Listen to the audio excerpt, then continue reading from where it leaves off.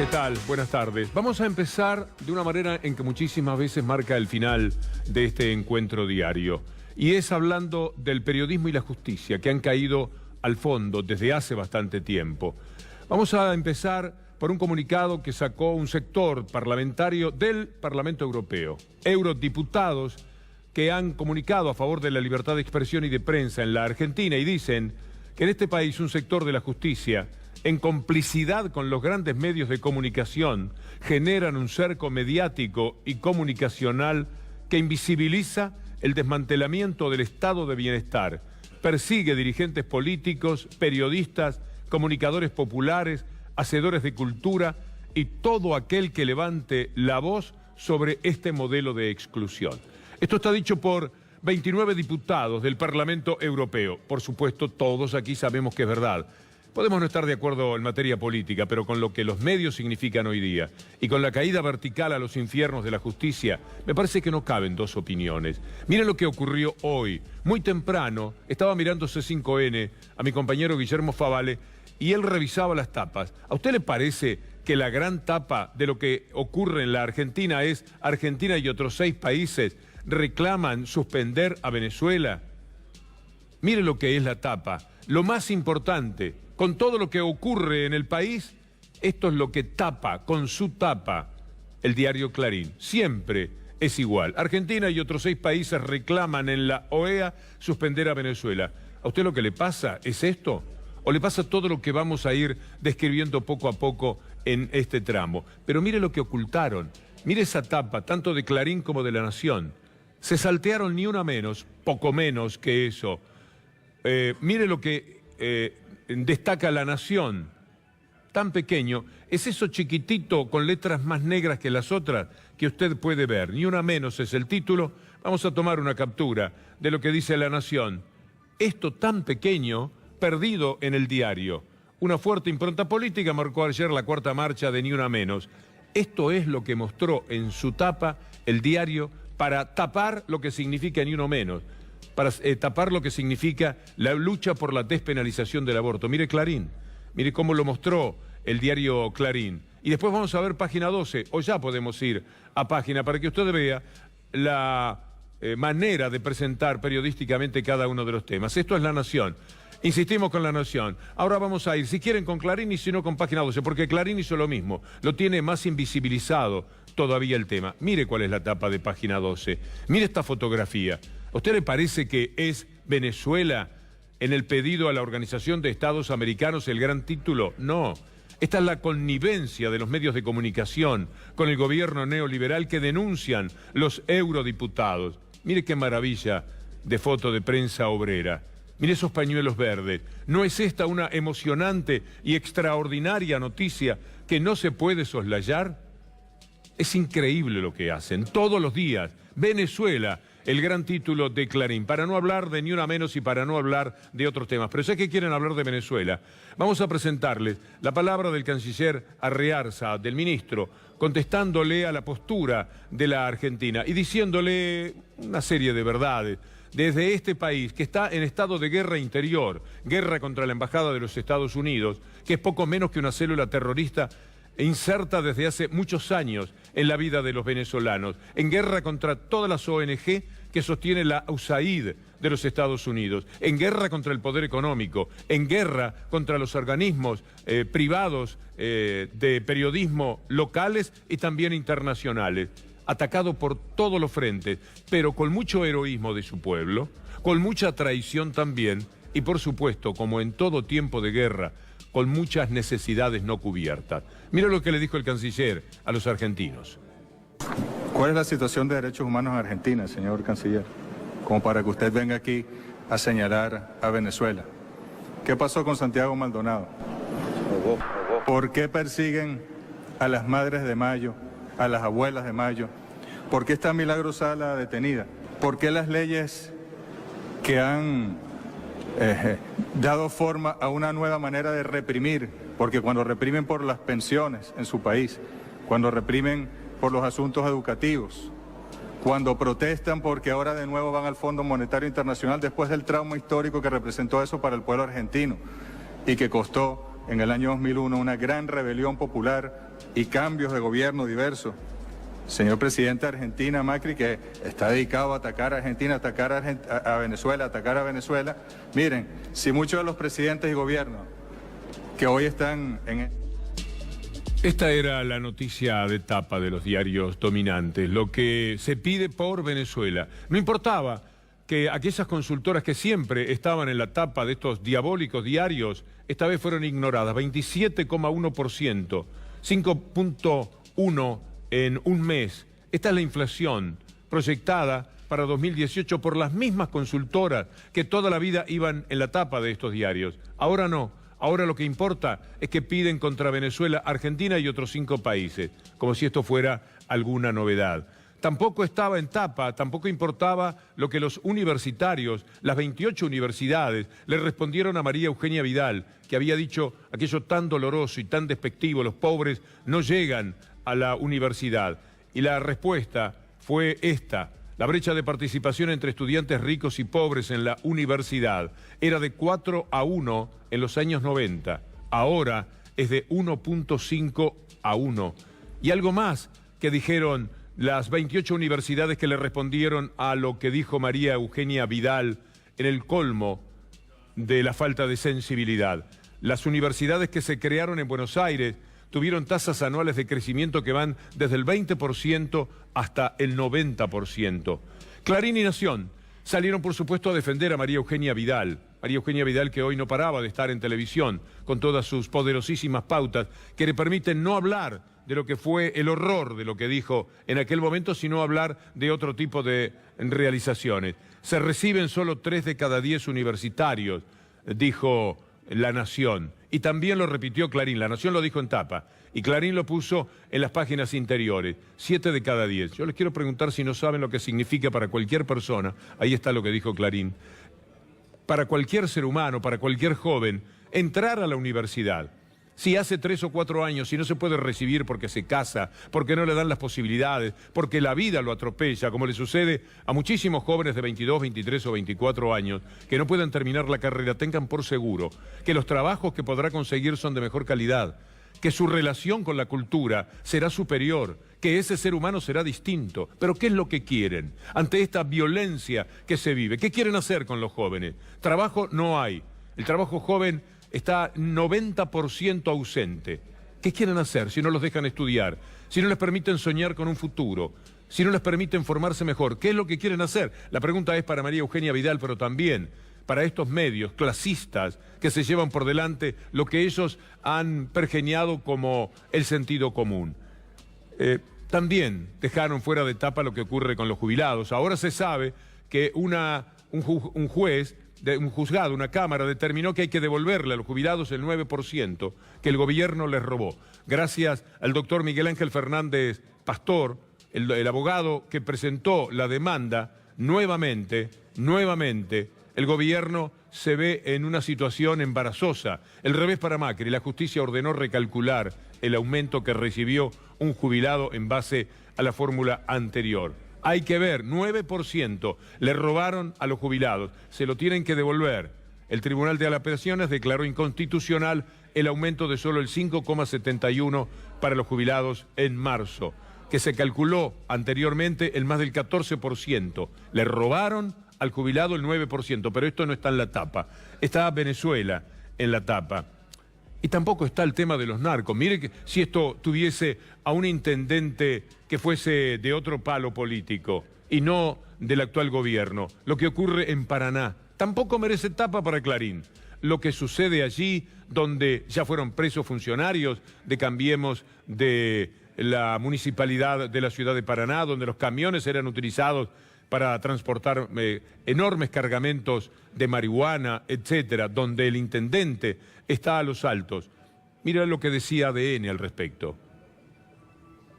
No lo defiendo más, Pablo. Déjame joder, yo le levanté la campaña y me tengo que estar con ella. El narcotraficante le dice el tema de la obra, o sea, le están pidiendo obras. Los narcotraficantes van por todo. No solamente pusieron 33 personas probadas dentro del municipio, las 33 personas que laburan de narcotraficantes la está pagando el Estado. Eso ya está cobrado, lo cobraron todo, ya no te podemos esperar más. Empezá a activar, viejo, cortita nomás, dale. ¿Quién es el que manda? El que manda ahí es el que pone la plata. Y el que puso la plata es el narco. Los camiones de recolección de residuos servían para distribuir la droga. Llevaron 1.700 kilos a la casa de un empleado municipal que terminó preso. Dice declaración testimonial de Griselda Noemí Bordeira. Bordeira, subsecretaria general de Seguridad del municipio. Miguel Ángel Celis lo conozco por mi función como policía porque le he allanado muchas veces la casa por cuestiones policiales. O sea, una funcionaria que está a cargo de la seguridad del municipio dice en la justicia que ella lo conoció a este tipo que manejaba la unidad número 2. No tienen vergüenza, los medios no la tienen, como dicen los eurodiputados. Esto no está en la tapa. Un intendente, nada menos que de la ciudad de Paraná, una intendencia, para hablar más correctamente, muy pero muy comprometida, como lo viene denunciando ADN ya desde hace tiempo, y como quedó corroborado en cuanto a la importancia de las denuncias con las detenciones de ayer. Pero hoy esto no estaba en la tapa, estaba Venezuela. Y tampoco estaba en la tapa lo que ahora se sabe del asesinato vil de Rafael Nahuel, el chiquilín de 21 años al que mataron de un balazo por la espalda. Ahora se sabe, como nosotros le contábamos ayer, cuál es el nombre de quien asesinó a Rafael Nahuel. Aquí está lo que les contábamos ayer. Es el cabo primero Francisco Javier Pintos, que efectuó 40 de los 114 disparos realizados durante la represión. ¿Usted se acuerda todo lo que fue, sí, a la tapa de los diarios cuando querían a esta víctima hacerlo partícipe necesario de una balacera que nunca existió? ¿Se acuerda lo que decía, por ejemplo, Michetti? Cuando hay una duda, hay que darle la razón a las fuerzas policiales. ¿Se acuerda de esto? En el marco de esa causa, el juez dio a la fuerza de seguridad, a la prefectura en este caso, y a los albatros la orden de que los busquen y de que los tomen, digamos, ¿no? Es que el beneficio de la duda siempre lo tiene que tener la fuerza de seguridad que es... Mire para quién es el beneficio de la duda. Y Patricia Bullrich arriesgaba que los que tenían razón eran aquellos que decían que habían sido víctimas de una balacera y que por eso habían atacado. Las víctimas eran los victimarios. Escúchela a Patricia Bullrich. Nosotros no tenemos que probar lo que hacen las fuerzas de seguridad en el marco de una tarea emanada de una orden judicial. Nosotros le damos a la versión, nos da la Prefectura Naval Argentina, carácter de verdad.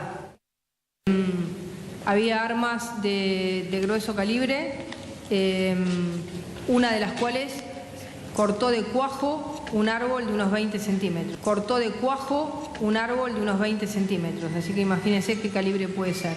Qué horror esta mujer. Y al lado el impresentable ministro de Justicia Garabano, mintiendo en un asesinato.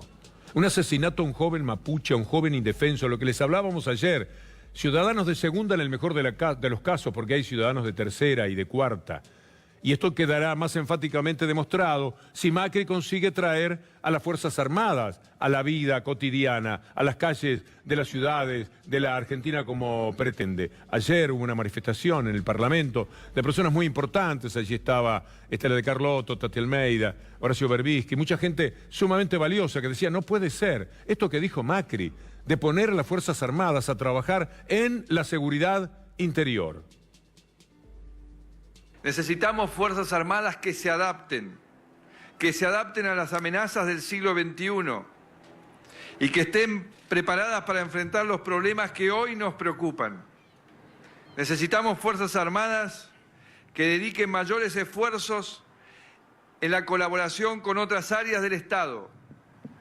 Por ejemplo, brindando apoyo logístico a las fuerzas de seguridad, para cuidar a los argentinos frente a las amenazas y desafíos actuales. Es todo es un horror. Es muy decepcionante cada cosa que uno les ve. Y allí estaban en el Parlamento ayer diciéndole, no, las Fuerzas Armadas que se preocupen del exterior, que hagan bien si alguna vez existe la desgracia de una guerra, como existió Y no estaban preparados para la guerra, porque estaban preparados para otra cosa, para la seguridad interior, no para lo que verdaderamente tendrían que hacer. Para eso estaban completamente desentrenados, no tenían la menor idea de lo que era una guerra, la guerra de Malvinas, esa que ahora tiene al gobierno argentino hocicando frente a Gran Bretaña. Ahí está Marcos Peña, compungido, cabeza gacha, en la iglesia San Paul, presentando sus condolencias a los soldados británicos que murieron en la guerra, como consecuencia de lo que es el voto británico que se necesita para que el Fondo Monetario Internacional le dé la plata. El pretexto fue que por acá anduvo un canciller británico y también se presentó un señor Burstein frente a los soldados argentinos caídos en Malvinas. Pero a los pocos días, uno de los más importantes nombres de la política británica, Williamson, ya estaba diciendo que para el 2020 van a instalar en las Malvinas bases misilísticas. Ahí estaba, en homenaje a los caídos en Londres. El canciller Boris Johnson había realizado en Argentina lo mismo el 20 de mayo, un acto simbólico. La otra cara llegó después, lo que les estábamos diciendo recién, cuando el ministro de Defensa británico, Gavin Williamson, anunció las exitosas pruebas de lanzamiento de los nuevos misiles antiaéreos Lambda que serán emplazados en las Islas Malvinas. Esto duele muchísimo. Esto ciertamente afecta la sensibilidad de quienes lucharon. Estas imágenes son imborrables. Aquellos muchachos de 20 años que dieron la vida, cada día se justifica menos que entregaran sus vidas frente a lo que este gobierno entreguista está haciendo. Marcos Peña de gira, poniendo la cabeza gacha frente a los soldados británicos con el pretexto de que antes lo habían hecho aquí y después miren cuáles fueron las consecuencias, pero buscando el voto de Inglaterra para el pedido, para el mangazo al Fondo Monetario Internacional. Todo lo equivocan en política internacional, todos se entregan. El apego a la derecha internacional determina que hoy la Argentina tenga que vivir la vergüenza promovida por su propio gobierno y por la enloquecida cúpula de la Daya y por el gobierno de derecha de Israel de suspender el partido que se iba a jugar el sábado pasado. Anoche, Gustavo Silvestre y Pedro Brigger introducían el tema con una jerarquía periodística que seguramente mucho tuvo que ver con la decisión final que hoy hubo que tomar. Crece en Palestina, crece en el mundo árabe las advertencias para que la selección de fútbol no juegue en Israel. Para que Messi no vaya a jugar a Jerusalén y no se preste a una jugada política que llevan adelante el gobierno argentino y el gobierno del Estado de Israel. Veamos lo que dice la Federación Palestina de Fútbol. Su titular, Jibril Rajoub, le escribió a Tapia, al que está al frente de la Asociación Argentina de AFA. Miren, Messi es un símbolo de paz y de amor. Nosotros le pedimos que no participe en la legitimación de los crímenes de la ocupación. En la prensa israelí se dice que estuvieron quemando banderas argentinas. Bueno, este es el tema sensible y conflictivo. Mañana se cumplen 51 años de una ocupación. Reitero que Naciones Unidas dice que es ilegal. Ir ahí en un momento tan delicado es encender una mecha. Es extraordinario poderles presentar esto que se hizo periodísticamente en el programa del Gato aquí en C5N, porque los hechos en menos de 24 horas les estaban dando la razón. Y no me apego tanto a esto por lo que ahora se conoce como noticia, porque hoy de mañana, en 5 segundos, le quiero mostrar por las dudas, por si acaso, me permitía decirlo también en mi programa de radio, que el partido no se podía jugar. El partido no se debe jugar por parte de la selección argentina. ¿Quién se va a hacer responsable? ¿Tapia? ¿Macri? ¿De la seguridad futura de Messi? Llegaron a decir incluso que el partido estaba organizado por el padre de Messi. Nosotros conversamos con el equipo de producción, WhatsApp que va, WhatsApp que viene, y el papá de Lionel Messi desmintió enfáticamente que él fuese el organizador del partido, porque cuando querían salvarlo recurrían a cualquier cosa. Jorge Elbaum, del Llamamiento Argentino Judío, ya había dicho también lo propio, porque alguien tiene que salirle al cruce desde la colectividad judía a esta Daya enloquecida, protagonista fundamental de este partido violento que la Argentina quería jugar en Jerusalén, a las órdenes de Trump, a las órdenes de Netanyahu, a las órdenes de Macri, un partido de fútbol, algo que políticamente no tienen derecho a realizar en la cara de los propios palestinos con lo que están sufriendo. Dicho sea de paso, le permitieron uno de los escasos triunfos al gobierno de Palestina, porque la protesta finalmente terminó en forma exitosa. Jorge Elbaum había escrito que la visita de la selección argentina a Israel está atravesada por una extorsión política a los jugadores y al técnico. Detrás de un partido amistoso se divisan sobre precios en compra de embarcaciones, negociados vinculados a la venta de armas y alianzas estratégicas, cuyos antecedentes son los atentados terroristas sangrientos en Buenos Aires en el 92 y 94. ¿Qué es lo que se quiere comprar Macri para los argentinos? ¿Futuras desgracias? Es una jugada imperdonable. ¿Para qué llamar a la violencia que a la Argentina en estos momentos de tipo internacional no la asiste? ¿O se piensan que puede ser gratis en el mundo del fanatismo religioso jugar un partido apoyando nada menos que a Trump y a el amo del gobierno de derecha de Israel? Este apego a las derechas va a terminar costando caro. Esta vez zafó la Argentina y seguramente una ola de afecto, de cariño se habrá desplegado en Palestina frente a lo que seguramente es una decisión de los propios jugadores y el técnico diciendo, así no podemos ir. ¿Hasta cuándo después Messi va a dormir pensando en lo que son estas protestas, mostrando la camiseta ensangrentada de algún fanático? Porque ciertamente esta no es la actitud de todos, pero basta alguno que se sale de madre para que la situación sea incontenible para quienes están solos por el mundo. ¿Qué iban a hacer? Macri, Tapia, Netanyahu, Trump, para defender la integridad de Messi el resto de su vida, amenazado porque tomaba parte de un hecho religioso muy pero muy relevante en la conflictiva zona. En fin, el partido no se juega y esta es una buena noticia. Permítame mostrarle además todo lo que se ignora en las tapas de estos diarios que tienen a Venezuela como el elemento fundamental para titular. El precio del pan podría dispararse a 80 o 90 pesos por la suba de la harina. Este precio del pan determinará que quiénes podrán comer pan en la Argentina. Una crisis pavorosa, una crisis del sector.